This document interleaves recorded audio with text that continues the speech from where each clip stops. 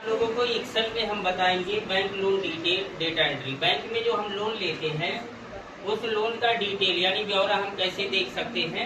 तो सबसे पहले यहाँ पर देखेंगे डे मंथ ईयर। तो डे मंथ ईयर आ गया, क्लाइंट नेम आ गया, लोन टाइप हो गया, loan amount, rate of interest, इसके बाद ड्यूरेशन टाइम, एमआई हो गया आपका टोटल अमाउंट, और इसके बाद इंटरेस्ट। तो यहाँ पे जो डे मंथ ईयर निकालने के लिए हम फार्मूला यूज करते हैं इक्वल नाउ फार्मूला।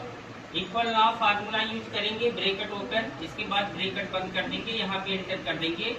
तो आज का डे मंथ ईयर और समय यहाँ पर दिखाएगा। क्लाइंट नेम में डाल दीजिए, मान लीजिए यहाँ पे रमेश कुमार हो गए, रमेश कुमार हो गए। लोन टाइप मान लीजिए ये लोन ले रहे हैं पर्सनल लोन इन्होंने लिया है। और लोन अमाउंट मान लीजिए इन्होंने लिया 1 लाख रुपए लोन लिया है, 1 लाख रुपए लोन।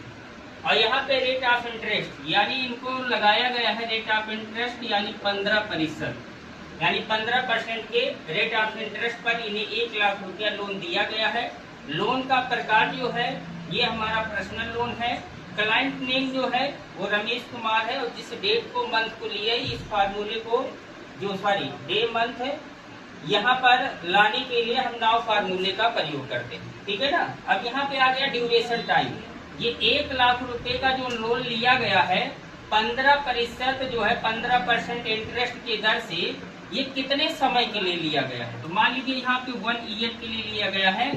इसकी एमआई निकालने के लिए हम फार्मूला यूज करते हैं। अब यहाँ पे आ जाएंगे इक्वल माइनस पीएमटी फार्मूला करेंगे, equal minus PMT, bracket start करेंगे। तो रेट ऑफ इंटरेस्ट, अब रेट ऑफ इंटरेस्ट हमेशा याद रखिएगा, रेट ऑफ इंटरेस्ट हमारे कॉलम ई में है और हमेशा यहाँ पे वही लगाया जाता है, इस सेल का नाम भरा जाता है। तो किसी भी सेल का नाम हम कैसे पता लगाते हैं, कॉलम लेटर और रो नंबर से किसी भी सेल का नाम पता लगाया जाता है। तो हम यहाँ पर देख रहे हैं रेट ऑफ इंटरेस्ट, ये हमारा मान लीजिए E2 में है, E2। इसके बाद भागे यहाँ पे कर देंगे 12, तो E2 भागे 12 और यहाँ पे करेंगे कॉमा। इसके बाद रेट ऑफ इंटरेस्ट के बाद हमारा आ जाएगा ड्यूरेशन टाइम, यानी कितने समय के लिए हम लोन लिए हैं, तो 1 ईयर के लिए।